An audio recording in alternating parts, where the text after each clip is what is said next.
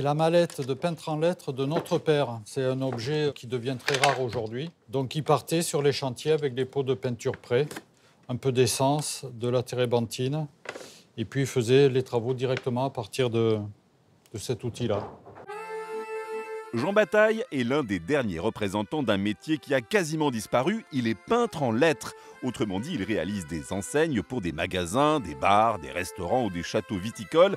Tout est fait à main levée. C'est un véritable dictionnaire des typographies. Il va même jusqu'à tenir compte de la position du soleil.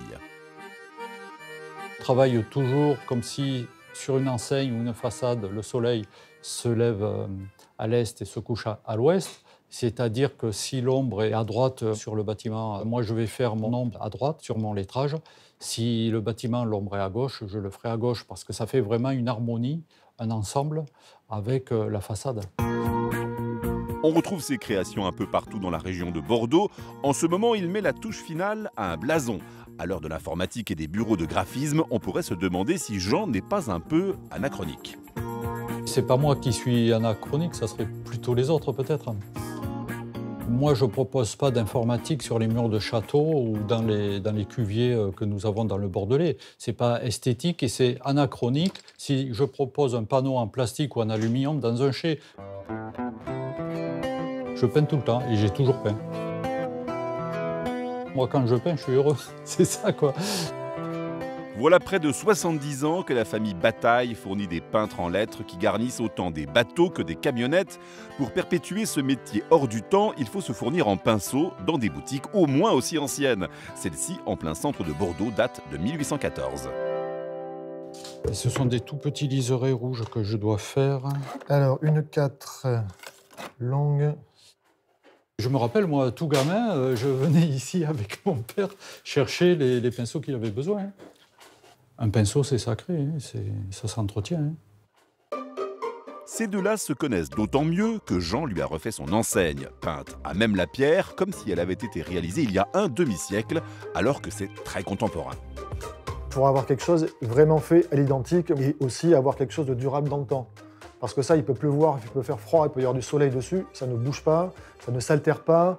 Puis surtout, ce qui est fascinant, c'est la technique qu'il a pour pouvoir peindre des lettres sur tous les supports. Moi, le métier, c'est une continuité de ce que nous ont appris les anciens.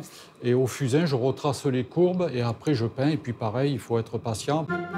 Comme tous les métiers du bâtiment, celui de Jean est très météo-dépendant. Moi, je travaille beaucoup en extérieur, sur les façades de magasins, sur les murs pierre bordelaise. Et je dois jongler avec la météo parce que l'humidité peut gêner pour la peinture, pour la qualité de la tenue. Il privilégiera des journées sans pluie et des températures au-dessus de zéro. Pour le froid, pas de souci, la proximité de l'océan garantit à Bordeaux un climat très doux. Pour la pluie, en revanche, on est servi, surtout en hiver. Aujourd'hui, le chantier sera donc en intérieur, dans ce bar du quartier Saint-Pierre. Je dois finir la feuille d'or à l'intérieur, en sous-miroir, pour être protégé à la fois de la météo et des petits gamins qui voudraient bien gratter l'or. Donc ici, j'ai tracé sur une vitre les textes. J'ai passé une espèce de vernis. Lorsqu'il commence à sécher, on applique l'or. Ah. Bonjour Monsieur Bataille. Monsieur Comment Géraud, allez-vous? ça va, fraîchement. Eh ben, Donc là, je continue. Je m'y mets. C'est un des derniers spécialistes dans le lettrage à l'ancienne, fait à la main, à la feuille d'or entre autres. Et je voulais absolument un travail de qualité pour ma vitrine. Un vrai travail à l'ancienne, pas un sticker sous quelque chose de numérique. À l'origine, la dorure à la feuille d'or sur les enseignes avait un but très pratique, permettre de repérer facilement les bars, les hôtels ou les magasins partant de brouillard ou de pluie battante. Ça reflétait le moindre ray de lumière. Voilà, donc c'est plus fin que du papier à cigarette, c'est du 22 carats. Ça se passe bien, je vais laisser sécher. Je vais pouvoir commencer à faire le liseré rouge ainsi qu'une petite ombre rouge bordeaux. Et demain, je retravaillerai l'or parce que là, tout est frais, il faut que ça durcisse en profondeur.